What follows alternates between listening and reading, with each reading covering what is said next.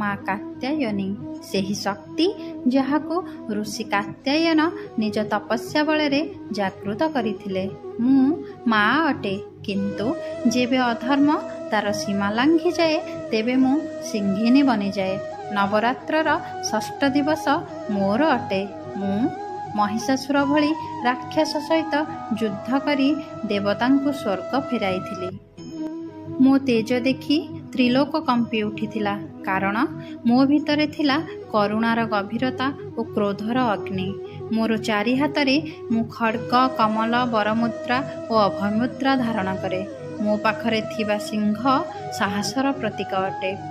ମୋର ମୁଖ ଶାନ୍ତ ଅଟେ, କାରଣ ଅସଲି ଶକ୍ତିକୁ ଚିତ୍କାରର ଆବଶ୍ୟକତା ନଥାଏ। ମୁଁ ସେହି ଶକ୍ତି ଯେ ସର୍ବତ୍ର ବିଦ୍ୟମାନ।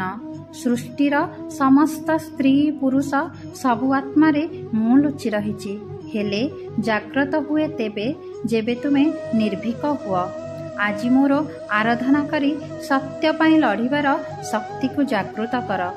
ଯେବେ ମା କାତ୍ୟାୟନୀର କୃପା ହୁଏ ସେବେ ଅଧର୍ମର ବିନାଶ ନିଶ୍ଚିତ ଅଟେ।